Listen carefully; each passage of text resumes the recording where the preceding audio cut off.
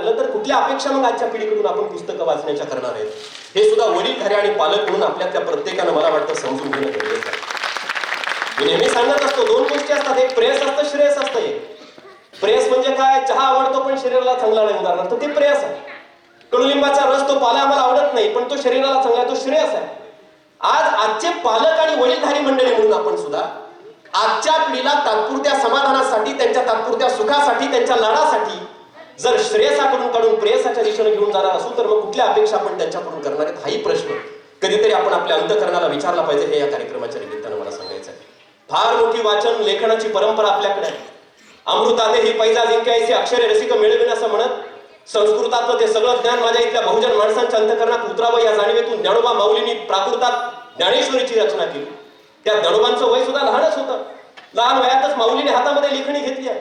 माऊलींच्या नंतर मुक्ताई, 6-7 वर्षाची चिमुकली मुक्ताई.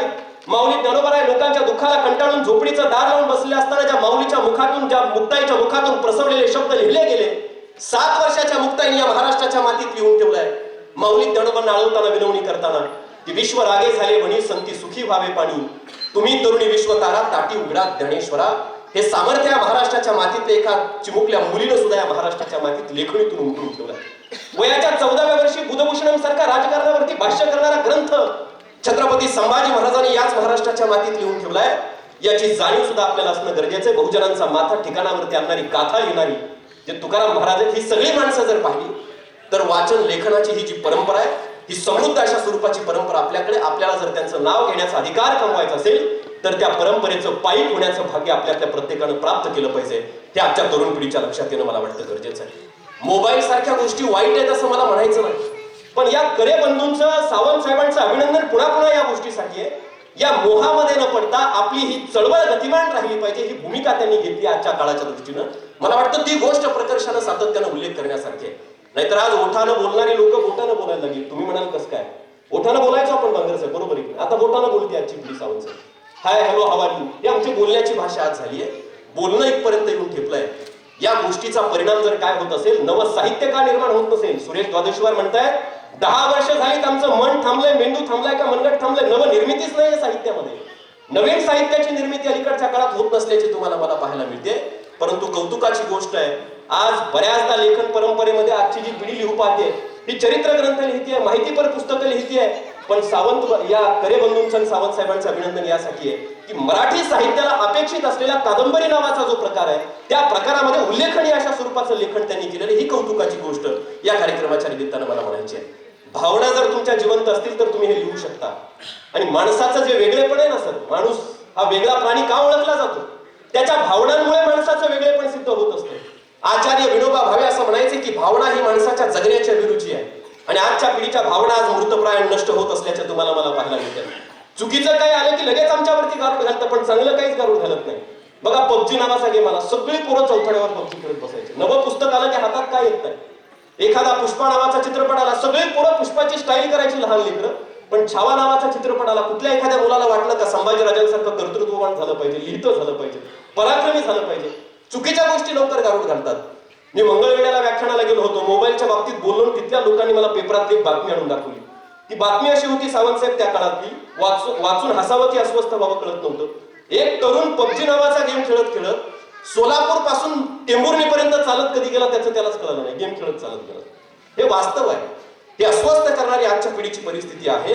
अशा परिस्थितीमध्ये अल्गोरिदम नावाचा या तंत्रज्ञानातला जो अजेंडा आहे, जो तुम्हाला जे आवडतं, तुम्ही मोबाईलवरती पहिल्यांदा येता, टेक्निकल बाबतीत तुम्ही पहिल्यांदा येता, त्यावेळी तुम्हाला जे आवडतं तेच पुन्हा पुन्हा तुमचं ते स्कॅन करून तुम्हाला दाखवलं जातं आणि तुम्ही एकाच दिशेचं ज्ञान घेत राहता. एक बाजू तुमची अपूर्ण राहते, जी घातक असते.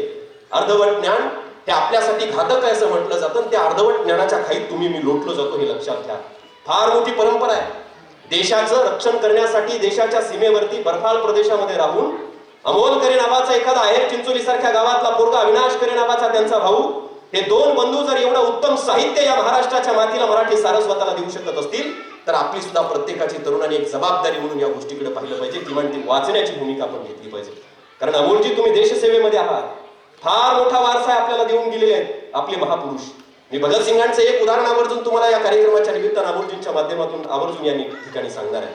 शहीद भगतसिंग आपल्या वयामध्ये या देशासाठी फाशीवरती गेले. काय वारसा भगतसिंगांनी आपल्याला दिलाय?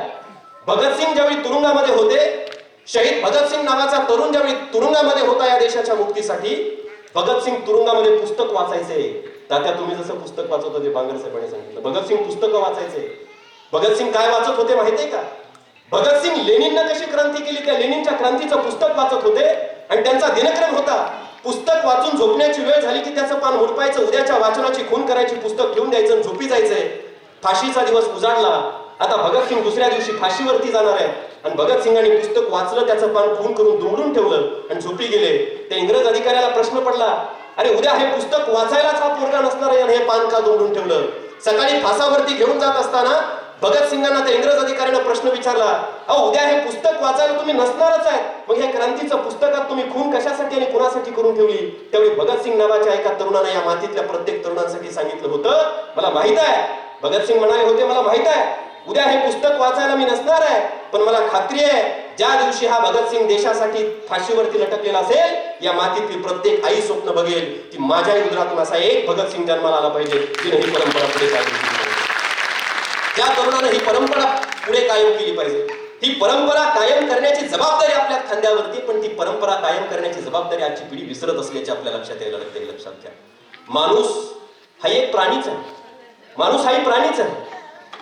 आपण प्राणीच आहोत, पण आपलं वेगळेपण काय? भावना मी जशा मगाशी म्हटल्या, वाचन आणि लेखन हे इतर कुठल्याही प्राण्याला जमत नाही, ते फक्त माणसाला जमतं. इतर कुठल्याही प्राण्याला वाचन आणि लेखन जमत नाही, ते माणसाला जमतं. आणि आपण वाचन आणि लेखनच जर बंद करणार असू तर मग आपण माणूस म्हणून जिवंत राहणार आहेत का? माणूस म्हणून आपली एक ओळख पुसली जाणार आहे, हे आपल्या लक्षात येणं गरजेचं आहे.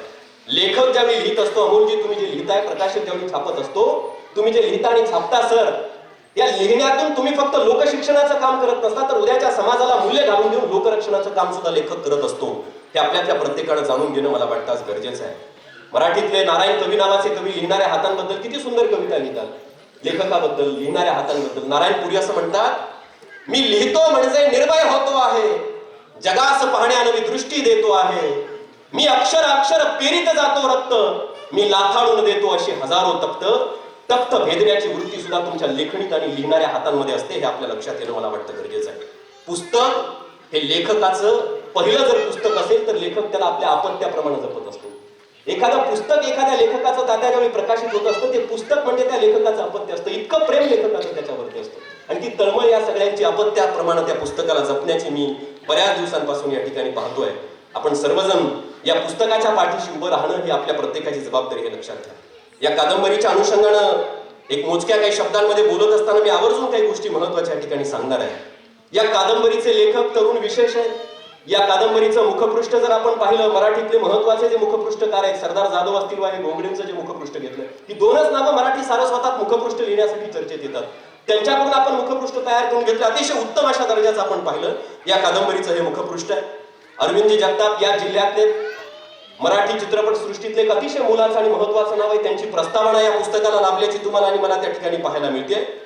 या पुस्तकामध्ये लेखकानं जे सुरुवात केली किंवा लेखकाच्या मतापासून मी सुरुवातीला येईल, अमोलजींनी जे लिहित असताना या पुस्तकाला जो वारसा लेखकाचा लाभलेला आहे, ज्या लेखकानं असं सांगितलंय त्या आपल्या मतामध्ये की उत्तर पत्रिकेत शाळेतल्या उत्तर लिहिण्यासाठीच मी लेखणी वापरायचो, ती लेखणी पुस्तक लिहिण्यापर्यंत मला घेऊन आली, ही मोठी गोष्ट आहे. ही फार मोठी गोष्ट आहे. उत्तर पत्रिकेतली उत्तरं लिहिणारी लेखणी आज कादंबरी लिहिण्यापर्यंत येऊन पोहोचली, ही किती मोलाची आणि महत्वाची गोष्ट आहे, आपण लक्षात येणं मला वाटतं गरजेचं आहे. जो उल्लेख केला या पुस्तकाचा ग्रामीण बाज, भाषेचा जो उत्तम असा बाज तुम्ही या पुस्तकामध्ये वापरला, तो किती कौतुकास्पद आहे. आपली भाषा, आपली संस्कृती ही सगळ्यांपर्यंत पोहोचली पाहिजे, ही तळमळ त्या पाठीशी मला वाटतं असल्याची दिसते. आणि कौतुक हे आहे, पहिल्या पानापासून 357व्या शेवटच्या पानापर्यंत असं कुठंही वाटत नाही की एखाद्या पुण्यातल्या लेखकानं पुस्तक लिहिलं, आमच्या आहेर चिंचोलीच्या बीड जिल्ह्यातल्या लेखकानं पुस्तक लिहिलं. म्हणजे काही शब्द, काही तुमच्या भावना, तुमची निरीक्षणं किती कौतुकास्पद आहेत या दोन भावंडांची. काही निरीक्षणं या पुस्तकामध्ये त्यांनी नोंदवली. सुरुवातीच्या काही मोजक्या पानात अमोलजी तुम्ही जे लिहिलंय, अविनाशजी तुम्ही जे लिहिलंय, त्यात त्यांनी किती सुंदर वर्णन केलं की काशीबाई नावाची, रायबा नावाच्या नायकाची आई चुली शेजारी बसलेली असते आणि चुलीतल्या पळाट्या आपण पळाट्या घालतो ना चुलीत, हे निरीक्षण आता शहरात आलेल्या माणसांच्या निरीक्षणातून सुटत चाललंय. त्या पळाट्यांचा जाळ होऊन त्या मागं सरकल्या त्या पळाट्या चुलीत घालते आणि फुंकणीनं फुंकर घालते. या गोष्टी आमच्या नेत्राळ होत आहेत, पण या टिपण्याचं काम या बंधूंनी केलं, हे किती कौतुकास्पद आणि उत्तम अशा स्वरूपाचे फुंकारीचा उल्लेख आहे. भाजीला आता भाजी म्हणणारी लोक ग्रामीण भागात कोल्ड्यास म्हणतो, त्यांनी कोल्ड्यास नावाचा शब्द त्यात मी पाहिला, अतिशय उत्तम. या सगळ्या गोष्टी मला वाटतं आपण स्मरणात ठेवाव्या अशा स्वरूपाच्या. मराठी भाषेमध्ये उत्तम उदंड असं आपण जे म्हणत असतो त्याला टचून नावाचा शब्द, तो टचून नावाचा शब्द त्यांच्या साहित्यामध्ये आल्याचा या लेखणीमध्ये आपल्याला पाहायला मिळतो. एक गोष्ट फार भावली, या एकूण कादंबरीमध्ये जी काही पात्र दाखवलीत बघा, या एकूण कादंबरीमध्ये जी काही पात्र दाखवलीत, गावाकडची आपण सगळी माणसं इथं जमलेली बहुतांश आहोत. ग्रामीण भागात परस्परांचं किती वैचारिक आणि किती वैर असलं, भांडणं जरी असली तरी ग्रामीण माणसाची जी संवेदनशीलता असते ती प्रत्येक माणसात तुम्ही दाखवली आहे. चंद्रकांत नावाच्या शीतलच्या मामाला तुम्ही त्या चित्रपट, त्या एकूण कादंबरीमध्ये सुरुवातीला आपल्याला तो विलन वाटायला लागतो, पण त्या चंद्रकांत नावाच्या मामाची सुद्धा भाची प्रतीची जी संवेदनशीलता आपण दाखवली ती वास्तव संवेदनशीलता हे लक्षात घ्यायला शिका. ती वास्तव संवेदनशीलता आहे. गावगाड्यातल्या प्रत्येक माणसाच्या अंतःकरणात ती संवेदनशीलता आहे. रायबा ज्यावेळी धडकतो एका झाडाला, त्याचा गुडघा फुटतो, लागतं त्याला, सोन्या नावाच्या मित्राची आई त्याच्यासाठी कुंकोडे हळद शिजून त्याच्या पायावरती घालते. हे प्रेम गावगाड्यातल्या माणसांमध्ये आजही जिवंत आहे. हे वास्तव चितारण्याचं काम तुम्ही केलं, त्याबद्दल मी आपल्या सर्वांचं अभिनंदन या ठिकाणी करेल. हे पुस्तक वाचताना, त्यातल्या शालेय आठवणी वाचताना, इथं आलेला गावातला जर एखादा माणूस असेल आणि तो जर गावगाड्यातल्या शाळेत शिकला असेल जिल्हा परिषदेच्या, तर तो आपल्या स्वतःच्या बालपणात आणि शालेय बालपणात रमल्याशिवाय राहत नाही, हे मी सांगेन.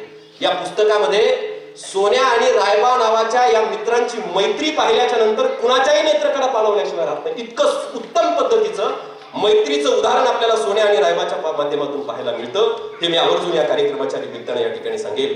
वाचल्यानंतर असं वाटतं जीवनामध्ये एक तरी आपल्या सोन्या नावाचा मित्र असावा, जो आपल्या प्रत्येक संकटाच्या परिस्थितीमध्ये आपल्या पाठीशी तितक्या खंबीरपणे आपलं दुःख वाटून घेण्यासाठी उभा राहिल्याशिवाय राहणार नाही, हे आपल्या लक्षात यायला लागतं. अहो साधी गोष्ट आहे, मित्र जिंकला, रायबा कुस्तीमध्ये जिंकला, विभागीय जिल्हा स्तरावरती जिंकला, म्हणून सोन्या नावाचा मित्र आणि त्याचे इतर मित्र रायबा जिंकला ही बातमी कळाल्याबरोबर एका पुलावरती गावगाड्यात तिथं बसलेले असतात आणि मोबाईल मध्ये साध्या गाणी लावतात आणि डान्स करायला लागतात. हे खरं प्रेम आहे मैत्रीमधलं. आपला मित्र जिंकला म्हणून मोबाईल वरती गाणी लावून नाचणारी पोरं ही गावगाड्यात मैत्रीचं हे उदाहरण आजही तुम्हाला आणि मला जिवंत असल्याची त्या ठिकाणी पाहायला मिळतात. हे मला अतिशय कौतुकास्पद आणि अतिशय उत्तम असं वाटायला लागलं.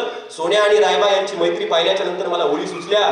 एक सुभाषितकार असं लिहितो, साहेब तुमची मैत्री अतिशय कौतुकास्पद आहे. अमोलजींच्या पाठीशी मित्र म्हणून तुम्ही ज्या भावनेतून शशिकांत सावंत साहेब उभे राहिले, मी आवर्जून आपल्याबद्दल एक गोष्ट, एक कविता सुभाषितकाराच्या ओळी सांगेल. मित्र कसा असला पाहिजे, फस्त करण्या संकटे, एक असा मित्र असला पाहिजे जो फस्त करण्या संकटे ताटात बसला पाहिजे. आणि ताटात वाढलेली संकट फस्त करणारा मित्र या कादंबरीच्या माध्यमातून तुम्ही चितारला. ही गोष्ट मला अतिशय विशेष वाटली. प्रेमकथा या कादंबरीत आहे, पण त्या प्रेमकथेमध्ये तुम्ही तुमच्या संस्काराचं, मूल्याचं सुद्धा भान ठेवलं, हे कौतुकास्पद आहे. शीतल आणि रायबाचं प्रेम, आता त्याच्यावरती मी आधी बोलणार नाही. आपण ज्या गोष्टीचा उल्लेख करतो, प्रेम हे संवेदनशील असतं, भावनिक असतं, वेदना त्याच्यामध्ये असतात. प्रेमातल्या या कथेतल्या वेदना आपण पाहिल्याच्या नंतर लक्षात येतं. एक सुभाषितकार जसं लिहितात की काळजाच्या पायथ्याशी वेदनेचं गाव आहे आणि त्याला प्रेम हे नाव आहे. काळजाच्या पायथ्याशी वेदनेचं जे गाव असतं ते प्रेम असतं आणि ती वेदना तुम्ही चितारली, पण ती वेदना यशाकडे जी घेऊन जाते ती अतिशय कौतुकाची गोष्ट आहे. हिंदीतले एका कवीचे जे शब्द आहेत, तुम्ही जी वाट पाहायला लावली आहे नायकांना, दोन्ही शीतल आणि रायबाला, त्यांचं प्रेम यशस्वी होण्यासाठीची जी वाट त्यांनी पाहायला लावली आहे, त्या बाबतीत ती वाट म्हणजे नेत्र त्यांचे जे प्रेम यशस्वी होण्याकडे लागल्याचे आपल्याला पाहायला मिळत आहे. त्या बाबतीत एका हिंदीतल्या शायराचे जे शब्द आहेत की जे लिहिलंय, एक प्रेयसी आपल्या प्रियकराची वाट पाहत असते, जर्जर शरीर होतं तिचं, संपायला लागते, टेकतं तिचं शरीर, तरी सुद्धा तिच्या डोळे आपला प्रियकर आपल्याकडे येईल. हे जे हिंदी साहित्यात चितारलेलं आहे, अगदी त्या पद्धतीची अनुभूती तुमचं पुस्तक वाचल्याच्या नंतर घेता येते. ती जे जर्जर होतं शरीर आणि टेकायला लागतं, तरी सुद्धा प्रियकराची वाट पाहते. आणि एक कावळा येतो, हिंदी साहित्यात जे लिहिलंय, एक कावळा येतो आणि तिचे डोळे नोचायला लागतो, डोळे खायला लागतो. त्यावेळी तिच्या मुखात जे शब्द त्या हिंदी साहित्यिकानं घातलेत की कावळ्याला ती काय म्हणते की कागा सबतन खाइयो, कागा सबतन खाइयो, चुन चुन खाइयो मास, दोई नैन मत खाइयो, पिया मिलन की आस. त्याही वेळी त्या कावळ्याला म्हणते, सगळं शरीर खाल्लंच तरी हरकत नाही, चुनचुनके खा, पण ज्या डोळ्यांमध्ये प्रियतमाच्या येण्याची आस आहे, ते डोळे मात्र खाऊ नकोस. आणि ती आस तुम्ही तुमच्या कादंबरीमध्ये शीतल आणि रायबाच्या प्रेमात दाखवली. तीही गोष्ट मला अतिशय कौतुकाची वाटली. त्या सगळ्या गोष्टीमध्ये आजची पिढी प्रेम आणि या सगळ्या प्रेम कथांमध्ये आपल्या आई वडील कुटुंब याचं भान विसरत असल्याची पाहायला मिळते, पण तुम्ही ते भान विसरू दिलं नाही. म्हणजे रायबा नावाचा नायक, त्यात एक छोटं उदाहरण त्यांनी जे दिलंय की रायबा नावाचा नायक शेवटी तिच्याशिवाय राहवलं त्याला जात नाही. शाळेत तिला भेटायला सातत्याने शाळेत तो तिच्यासाठी जायचा, पण वडील गावी गेले, आईला सोबत घरी मदत करायला कुणी नाही, म्हणून प्रियसीला भेटायचं सोडून सुद्धा 2 दिवस आपल्या आईसाठी घरी राहणारा रायबा ज्यावेळी तुम्ही दाखवलाय, त्यावेळी कौतुक करावं वाटतं की आई बापाची कदर करणारा प्रियकर जर असेल तर त्याच्या प्रेमाला खऱ्या अर्थानं किंमत आणि ती किंमत असलेलं प्रेम तुम्ही तुमच्या कादंबरीत दाखवलंय. मला हे वाचल्याच्या नंतर एक उदाहरण आठवतं. मी नेहमी सांगायचो, ग्रामीण भागातलं एक पोरग सावंत साहेब शहरातल्या एका पुरीच्या प्रेमात पडलं, प्रेयसीच्या त्याच्या, आणि दोघं जण एकदा बगीच्यात बसले. प्रेम सुद्धा कसं असलं पाहिजे. दोघं जण बगीच्यात बसले आणि बगीच्यात बसल्याच्या नंतर त्या पोरानं त्या पुरीच्या मांडीवर असं डोकं टेकवलं आणि तिच्या डोळ्यात पाहत होता आणि ती प्रेयसी त्याला म्हणाली, सांग सजना तुला माझ्या डोळ्यात काय दिसतं. एखादं पोरग असतं तर काय म्हणलं असतं, चंद्र, तारे, नदी, नाले, सूर्य, ग्रह. सर ते ग्रामीण भागातलं गरीबाचं लेकरू होतं. ते पोरग असं म्हणाला, तुमच्या कथेतला तो रायबा असेल कदाचित, तो असं म्हणतो, प्रेयसीला म्हणतो, सजनी तुझ्या एका डोळ्यामध्ये दिवसभर उन्हामध्ये शेतामध्ये काबाड कष्ट करत कापूस वेचायला जाणारी माझी माय दिसते, तर दुसऱ्या डोळ्यामध्ये फाटक्या बनियांमध्ये आयुष्य करून आम्हाला सणासुदीला कपडे घेणारा बाप दिसतो. मला वाटतं तुमच्या प्रेमामध्ये सुद्धा हे भान असतं, मला वाटतं सगळ्यात जास्त गरजेचं आहे. आणि ते भान तुम्ही तुमच्या प्रेमात चितारलं हे सुद्धा कौतुकाचं आहे. बाप कसा असला पाहिजे. अरे मल्हारराव नावाचा एक बाप प्रत्येक लेकराच्या पाठीशी जर उभा राहिला तर त्या पोराचं पाऊल कुठल्या चुकीच्या पद्धतीनं पडणार नाही हे त्या कथेत वाचल्याच्या नंतर आपल्या लक्षात यायला लागतं. काय उत्तम पद्धतीचा मल्हारराव नावाचा बाप तुम्ही चितारलाय. अरे आयुष्यात त्या मल्हाररावाच्या इतकी संकट आली, संपल्यासारखं आयुष्य झालं, पण कथेचं आणि तुमच्या एकूण कादंबरीचं वैभव जर काय असेल तर संपलेला मल्हारराव आत्महत्येचा किंचितसा विचार तुम्ही मल्हाररावाच्या डोक्यात घातला नाही. मला वाटतं आज या कॉर्पोरेट जगतामध्ये श्रीमंतीच्या वरती टेकलेली माणसं छोटीशी घटना जर घडली तर मृत्यूला आणि आत्महत्येला कवटाळतात. पण तुमचं कौतुक आहे, तुम्ही मल्हारराव नावाच्या आयुष्यात संकट येऊन सुद्धा त्याच्या डोक्यात तसे विचार घातले नाहीत. हे कौतुकास्पद असल्याचं लक्षात यायला लागतं. अजून एक महत्वाची गोष्ट मी सांगणार आहे. बाप कसा असला पाहिजे तर अनेक वडीलधारी माणसं आहेत म्हणून जबाबदारीने सांगतो. बाप कसा असला पाहिजे मल्हाररावाकडे पाहिल्यावर कळतं. काय लिहिलंय त्याच्यामध्ये तुम्ही, लहान असलेला रायबा 8वी 9वीच्या वर्गातला सुरुवातीला रायबा चुलीजवळ आई चहा करते. मल्हारराव आणि काशीबाई त्याच्या आई आणि वडील बसलेले आहेत आणि तो रायबा नावाचा नायक साखरेचा डबा असतो मोठा घरात, त्या डब्यावरती बसलाय. आई म्हणते, अरे डब्यावर कशाला बसलास, खाली उतर. मल्हारराव म्हणतो, रायबा म्हणतो, नाही नाही हा डबा नाही, ही माझी खुर्ची आहे, खुर्ची. रायबाचा बाप मल्हारराव सांगतो, अरे बाळा तुला जर तुझ्या आयुष्यातली खरी खुर्ची प्राप्त करायची असेल तर बुडाला खड्डे पडेपर्यंत तुला शिक्षण घ्यावं लागेल. हे सांगणारा बाप असला पाहिजे. हा बाप जो चितारला, हा बाप मला वाटतं प्रत्येक वडिलांनी ती पित्याची भूमिका अनुसरणं गरजेचं आहे. ते उदाहरण वाचल्यावर डोळ्यात पाणी येतं आणि बाबासाहेब आंबेडकरांची मला त्या क्षणाला आठवण झाली. अहो बाबासाहेब आंबेडकरांचा प्रसंग त्यावेळी मला स्मरला. ते उदाहरण आम्हाला हे सांगतं, बाबासाहेब आंबेडकरांच्या आईचं लहान वयात निधन झालं. रामजी बाबांनी वाचलं पुस्तकामध्ये महात्मा फुलेंचं वाक्य, विद्येविना मती गेली, मती विना नीती गेली, नीती विना गती गेली, गती विना वित्त गेले, वित्ता विना शूद्र खचले. आणि एवढे सगळे अनर्थ एका विद्येने केले. शिक्षण जर घेतलं नाही तर हा नाश आमचा होऊ शकतो. रामजी बाबा म्हणले पोराला शिकवायला घेऊन आलं पाहिजे, शहरात शिकवायला घेऊन आले. बाबासाहेब आंबेडकर शाळेत जायचे, रामजी बाबा त्यांना संध्याकाळच्या वेळेला भाकरी बनवून खायला घालायचे. बाबासाहेब जेवायचे, झोपी जायचे अभ्यास करून. एके दिवशी बाबासाहेब आंबेडकरांच्या लक्षात आलं, अरे मी जेवण करतो पण माझे बाबा कधी जेवतात, त्यांना जेवायला राहतं की नाही. हाताला पकडले, एके दिवशी म्हणाले, बाबा माझ्यासोबत जेवायला बसा. रामजी बाबा म्हणतात, नाही बाळा मी नंतर जेवल. बाबासाहेब म्हणतात, बाबा तुम्ही कधी जेवता. आग्रह धरला पण रामजी बाबा काही जेवायला तयारच होईनात. बाबासाहेबांनी भाकरीची दुरडी उघडून पाहिली, भाकरीचा कणी त्यात शिल्लक नव्हता. भाजीचं टोपलं, भाजीचं पातेलं उघडून पाहिलं, भाजीचा थेंबही त्यात शिल्लक नव्हता. बाबासाहेबांच्या डोळ्यात पाणी आलं, अरे माझ्या शिक्षणासाठी आपल्या परिस्थितीमुळे माझा बाप रात्रीचं जेवण न करता तसाच मला जेवू घालून झोपी जातोय. बाबासाहेबांनी पाणावल्या नेत्राने आपल्या बापाला कळकळून मिठी मारली आणि बाबासाहेब आंबेडकर रामजी बाबाला म्हणतात, अहो बाबा संध्याकाळच्या वेळेला न जेवताच तुम्ही झोपी जाता, बाबा तुमच्या पोटाची भूक कशी भागते हो, तुम्हाला भूक लागत नाही का. रामजी बाबांनी त्यावेळी उत्तर दिलं होतं. ते म्हणतात, अरे भिवा भाकरीच्या तुकड्यानं तुझ्या बापाच्या काळजाला लागलेली भूक शमणार नाही. ज्या दिवशी भीमराव नावाचं माझं पोरग शिकून सवरून एवढं मोठं होईल की जगाच्या नजरा त्याच्याकडे पाहताना अशा आकाशाला भेटतील, त्या दिवशी माझ्या काळजाची भूक शमली, त्या दिवशी माझ्या काळजाची भूक शमली. आणि बाबासाहेबांनी ते एकच शब्द पकडला आणि बाबासाहेब आंबेडकर एवढे मोठे झाले. उमऱ्याच्या बाहेर या व्यवस्थेमध्ये बसणारं पोरग अमेरिकेतल्या विद्यापीठात आज त्यांचा पुतळा आणि त्याखाली शब्द आहेत, the symbol of knowledge, doctor Bhimrao Ramji Ambedkar. मला वाटतं काहीशी ती प्रेरणा तुमच्या या कथेत, तुम्ही रायबा नावाच्या चरित्रात किंवा रायबा नावाच्या पात्रामध्ये मला ही प्रेरणा थोडीशी काहीशी असल्याची आपल्या लक्षात यायला लागतं. रायबा कुस्ती खेळत असतो, त्याचा बापच त्याचा वस्ताद तुम्ही बनवला. बाप जर वस्ताद असेल तर त्या लेकराला कुठला डाव शिकवायचा तो सोडत नाही, लक्षात घ्यायला शिका. बाप त्याचा वस्ताद यातून कथेमध्ये तुम्ही दाखवलाय. बापाने किती सुंदर वाक्य त्याच्या मुखात घातले. रायबाचा बाप मल्हारराव सांगतो, बाळा लढाई ही पहिल्यांदा मनात जिंकावी लागते. कुस्ती खेळायला जाताना रणात जिंकण्याऐवजी मनात जिंकला तर तो माणूस रणात जिंकतो. असे किती बाप आपल्या लेकराला हे वास्तवात सांगत असल्याचे आम्हाला दिसायला लागतात. हे दुर्दैवाचं चित्र आज पाहायला मिळत आहे. काशीबाई नावाच्या आईचं शेवटच्या टप्प्यात येत असताना सांगेल, काशीबाई नावाच्या आईचं जे वर्णन तुम्ही केलंय फार काही फुगवटा करण्याचं काम तुम्ही केलेलं नाही, हे कौतुकाची गोष्ट आहे. काशीबाई नावाच्या आईचं ग्रामीण महिलेचं जे चित्रण तुम्ही केलं अतिशय संवेदनशील, साधी माऊली तुम्ही ज्या कथेमध्ये जी दाखवली आहे ते वर्णन सुद्धा मला वाटतं अतिशय सुंदर आहे. रायबा नावाच्या या पात्राला किंवा रायबा नावाच्या या मुलाला आपलं सर्वस्व, आपल्यासाठीची सगळ्यात महत्वाची व्यक्ती कोण वाटत असेल तर आई वाटते. भलेही प्रेयसीवरती त्याचं प्रेम आहे, भलेही प्रेयसी त्याला सुंदर वाटत असेल, पण मला एक वाचल्यावर एक लक्षात येतं, मी प्रत्येक तरुणांना सांगेल त्या रायबाच्या निमित्तानं, कदाचित एखाद्या चित्रपटातली ऐश्वर्या रॉय आपल्याला खूप सुंदर वाटत असते, कदाचित एखाद्या चित्रपटातली प्रियंका चोप्रा नावाची हिरोईन सुद्धा आपल्याला खूप सुंदर वाटत असते, पण प्रत्येकानं लक्षात घ्या, कुठल्याही लेकरासाठी त्याच्या आई इतकी सुंदर बाई या जगात दुसरी कुठलीच असू शकत नाही, कुठलीच असू शकत नाही. आणि हे चित्रण तुम्ही रायबाचं काशीबाईशी आईशी नातं सांगत असताना हे चित्रण तुमच्या कादंबरीत केलेलं आहे, हे सुद्धा मला फार कौतुकाचं वाटलं. रायबाचं एकूण अतिशय हाल अपेष्टा सहन करून रायबा हा जिंकतो, हारतो आणि शेवटी महत्वाची कुस्ती ज्यावेळी जिंकतो त्या कथेमध्ये आणि सगळीकडे त्याचा गौरव नावलौकिक होतो, त्यावेळी काशीबाई नावाची आई आणि आई वडिलांचा पान तो फेडतो. आई जे सांगते, टाकीचे घाव सोसल्याशिवाय मूर्तीला आकार येत नसतो, त्या घाव सोसण्याच्या जटिल प्रक्रियेतून माझा रायबा गेलाय आणि आता रायबा यशस्वी झालाय, त्याचं जे कौतुक आईला वाटत असतं, मला वाटतं ते कौतुक आपल्याही आईला वाटावं. ही प्रेरणा आज बीड शहरात किंवा इथं जे सगळे तरुण, हे वाचणारे तरुण राज्यभरातले असतील, त्या तरुणांमध्ये ही प्रेरणा रुजणं मला वाटतं गरजेचं आहे.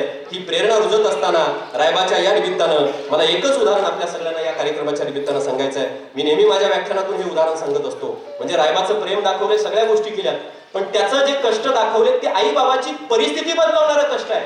रायबाचं यश आहे, ते यश तुमच्या एकट्याच्या वैयक्तिक जीवनाला सुखावणारं यश नसलं पाहिजे, तर ते यश तुमची परिस्थिती आणि मायबापाची परिस्थिती बदलवणारं यश असलं पाहिजे. आणि अशा स्वरूपाचं यश तुम्ही दाखवलंय. हे पाहिल्याच्या नंतर मला एक उदाहरण आठवतं, मी नेहमी ते उदाहरण माझ्या भाषणात सांगतो, माझ्या इंस्टाग्राम युट्यूबच्या भाषणात सुद्धा ते आहे. रायबानं ज्यावेळी कुस्ती जिंकून त्यांची परिस्थिती बदलून जाते, त्यावेळी मला एक उदाहरण आठवलं. एक वडार समाजातली बाई असते, आपल्याला माहिती आहे किती कष्टाळू जमात आहे वडार समाज, प्रचंड कष्टाळू जमात आहे, दगड फोडतो. वडार समाजातली एक माऊली रस्त्यावर खडी फोडायचं काम करत असते आणि सर तिला 12 वर्षाचं लेकरू असतं, 12 वर्षाचं लेकरू. 12 वर्षाच्या पोराला घेते, रस्त्यावर खडी फोडायच्या कामाला जाते, रस्त्याचं शासकीय काम असतं, खडी फोडत असते, घरात 18 विश्व दारिद्र्य असतं, दगड फोडत असते, 12 वर्षाचं पोरगा बाजूला खेळत असतं. त्या बाईच्या अंगात ताप आहे, तिला कामच होत नाही आणि अचानक लाल दिव्याची गाडी तिथं धूळ उडवत येते. सुटाफुटातला कलेक्टर नावाचा माणूस खाली उतरतो, त्या बाईला वाटेल तितक्या शिवाय घालतो, वाटेल तितकं बोलतो, गाडीत बसतो आणि निघून जातो. 12 वर्षाचं लेकरू जवळ येतं, आईच्या खांद्यावर हात ठेवतो, आईच्या डोळ्यातून खळखळ अश्रूचा थेंब पडतो, पोराच्या हातावर पडतो. त्याला वाटतं या माणसानं आईला शिव्या दिल्या. त्या आईला गदगदा हलवतो आणि विचारतं, आई ते कोण होतं ग? आईला राग येतो. आई म्हणते, हो तिकडे, तुला नाही समजायचं, ते फार मोठे साहेब आहेत, त्यांना कलेक्टर म्हणतात, कलेक्टर. त्या 12 वर्षाच्या लेकराला राग येतो. आईच्या हातात दगड फोडण्याचा छन्नी हातोडा हिसकावतं, दूर एका खडकावर जातं, मोठा कातळ असतो, त्या कातळावर छन्नीवर हातोड्याचे घाव घालायला लागतं, काहीतरी वाक्य आणि अक्षर तिथं कोरायला लागतं. आईला वाटतं पोरगं काय वेळेपणा करताय.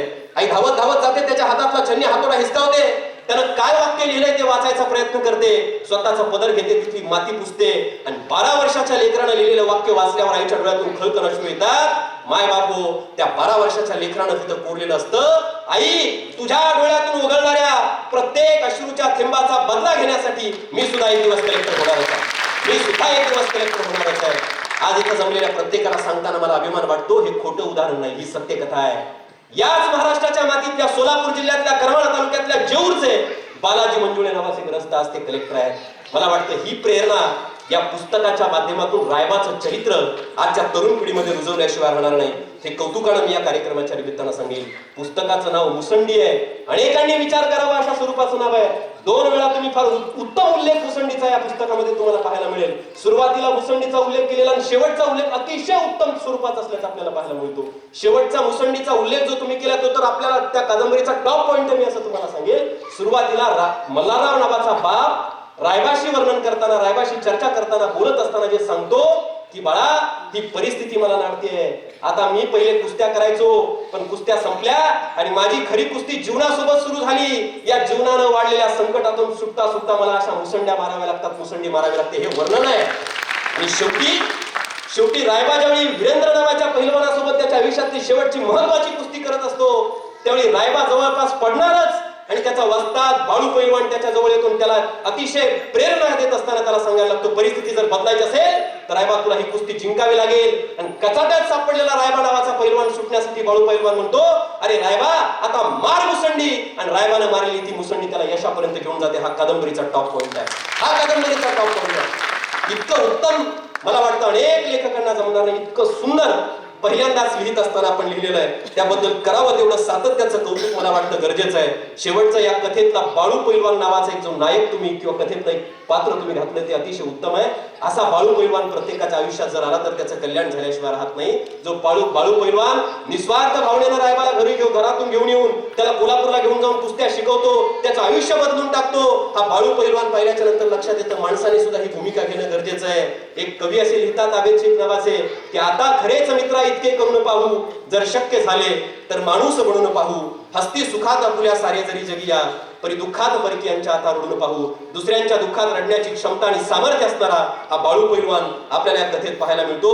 या एकूण कादंबरीमध्ये आपल्याला व्यवस्थेचा दोष दिसतो, आपल्याला जातीय परिस्थिती दिसते, आपल्याला वर्ग संघर्ष दिसतो, ग्रामीण जीवनाचं चित्रण दिसतं. या अत्यंत मैत्री कशी असावी हे लक्षात येतं, नातीगोती कशी असावीत हे लक्षात येतं, प्रेम कसं असावं हे लक्षात येतं. अशा एक नाही अनेक पैलू या कादंबरीचे आहेत. रायबाची परिस्थिती दाखवताना दाखवलेलं उदाहरण, पहिली कुस्ती खेळायला रायबा ज्यावेळी जातो त्यावेळी रायबाचा विरुद्धचा पैलवान बाजूला जातो आणि त्याला एनर्जी ड्रिंक दिलं जातं. रायबा जाऊन उभा राहतो कुस्ती सुटल्याच्या नंतर, त्याच्याकडे ना कुठलं एनर्जी ड्रिंक असतं काही नसतं, असंच गावगाड्यातली चटणी भाकरी खाऊन वाढलेला रायबा नावाचा पैलवान असतो. ही सगळी उदाहरणं किंवा या सगळ्या छोट्या छोट्या गोष्टी ज्या तुम्ही चितारल्या, ही नवी पिढी आजच्या या नवी पिढीला जी ग्रामीण भागातली पिढी परिस्थितीच्या जाचात अडकलेली आहे, जातीयतेच्या जाचामध्ये अडकलेली आहे, वर्ग संघर्षाच्या जाचामध्ये अडकलेली आहे, हार अपेष्टांच्या जाचामध्ये अडकलेली आहे, त्या प्रत्येकाला प्रेरणा देणारं अशा स्वरूपाचं हे पुस्तक आहे. हेच या कादंबरीच्या निमित्तानं सांगेल. शेवटचे 1 मिनिट बोलत असताना फक्त या कादंबरीचं प्रकाशनाची जी भूमिका साहित्यिकी अंगाने बोलत असताना प्रकाशनाची जी भूमिका सावंत सर तुम्ही पार पाडली आहे, मला वाटतं हे असंच येत नाही. म्हणजे वकील तर खूप आहेत पण साहित्याची गोडी असलेले किती आहेत, इंजिनियर खूप आहेत पण साहित्याची गोडी असलेली किती आहेत. माणसं पुस्तकाशी जर त्यांची नाळ असेल तर ती माणसं यशस्वी झाली. ते उदाहरण आहे किंवा आजपर्यंतचा इतिहास आहे. महात्मा फुलेंनी कुणातरी थॉमस पेनचं पुस्तक वाचलं, प्रेरणा मिळाली. महात्मा गांधींनी टॉलस्टॉयचं पुस्तक वाचलं, प्रेरणा मिळाली. बाबासाहेबांनी बुद्धांचं चरित्र वाचलं, प्रेरणा मिळाली. आणि माणसं घडत गेली. पुस्तकं माणसाला घडवत असतात.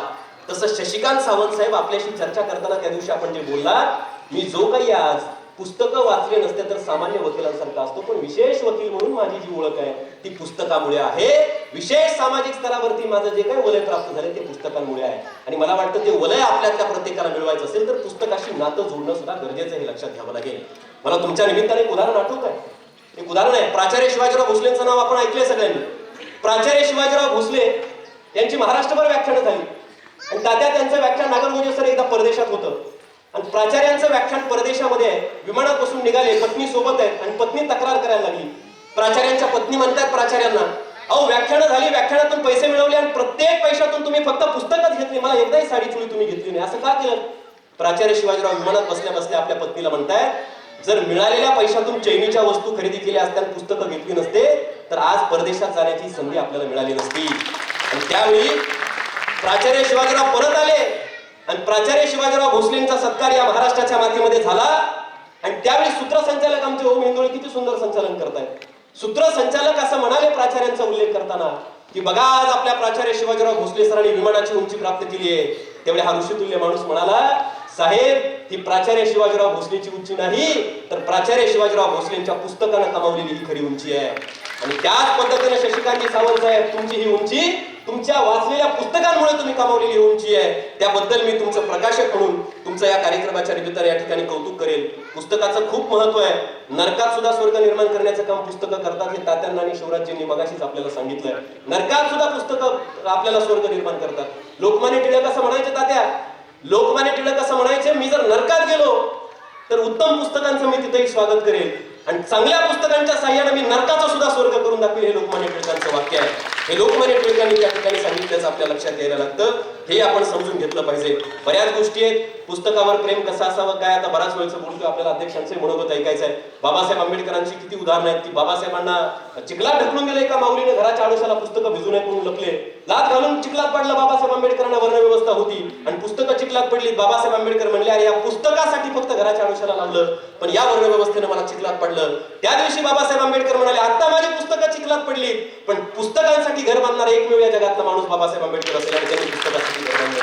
ते म्हणायचे, माझ्या संपत्तीला कुणी हात घातला तर ठीक आहे पण माझ्या पुस्तकाला जर कुणी हात घालत असेल तर जीवाच्या जोखमीने ते हात मी कलम केल्याशिवाय राहणार नाही. एवढं प्रेम त्यांचं पुस्तकावरती. परदेशातून येताना 2 जहाज आहेत. एका जहाजात बाबासाहेब, एका जहाजात पुस्तकाची पेटी. एक जहाज बुडालं, लोकांना वाटलं बाबासाहेब बुडाले की काय, बाबासाहेब परत आले, लोक आनंदी झाले आणि बाबासाहेबांचा सत्कार होता. बाबासाहेब आंबेडकर दुःखी आहेत. लोक म्हणले अहो तुम्ही वाचले म्हणून आम्ही हसतोय आणि तुम्ही दुःखी आहेत, दुसरं जहाज बुडालं त्याच्यात तुम्ही नाही. ते म्हणले मी वाचलो पण माझी पुस्तकं त्या जहाजात होती ती बुडाली म्हणून मी दुःखी आहे. स्वतःचा जीव वाचला याच्यापेक्षा सुद्धा पुस्तकं बुडाली याचं दुःख बाळगणारे अशी माणसं या मातीत होती. हे सुद्धा आपण सगळ्यांनी मला वाटतं लक्षात घेतलं पाहिजे. बऱ्याच गोष्टी बोलण्यासारख्या या कादंबरीच्या निमित्ताने आहेत. हे पुस्तक आपण प्रत्येक जण बाहेर स्टॉल मला वाटतं लावलेलं असेल, आपण प्रत्येकानं खरेदी करा, वाचा. अशा स्वरूपाचं अतिशय सुंदर पुस्तक आहे.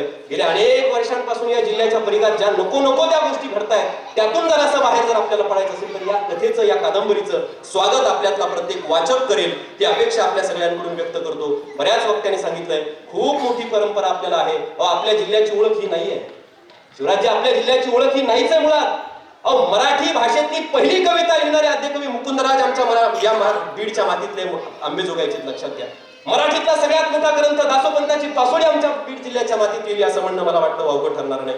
अशा किती गोष्टी आपल्याला या ठिकाणी सांगता येतील. सर आपल्याला सांगतीलच. आमच्या गेवराई तालुक्यातल्या पांढरवाडीला सरांनीच लिहिलंय, आमच्या गेवराई तालुक्यात महादंबेचा बरोबर ना सर, महादंबासारखी कवयित्री, मराठीतली पहिली कविता, मराठीतली पहिली महिला कवयित्री महादंबा, महादंबेचे धवळे, हे सुद्धा आमच्या बीड जिल्ह्यात लिहिले गेलेले आहेत. हे सुद्धा आपण लक्षात घेतलं पाहिजे. आणि म्हणून या जिल्ह्याची जी ओळख आहे ती ओळख पुसण्याचं काम एका सवर्ण मराठा समजल्या जाणाऱ्या प्रतिष्ठित जातीतले आमचे शशिकांत सावंत साहेब आणि धनगर समाजातली ही दोन पोरं पुस्तक लिहित आहेत. दोन लेखकांच्या, गरीब लेखकांच्या पाठीशी आमचा मराठा भाऊ या ताकदीने उभा राहत असेल.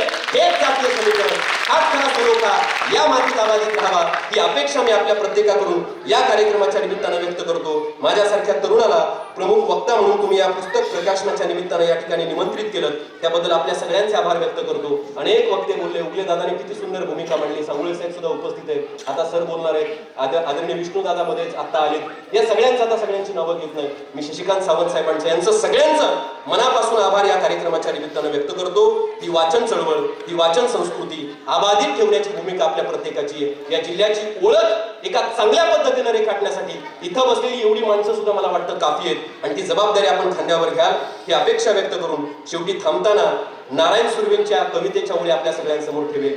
नारायण सुर्वे असं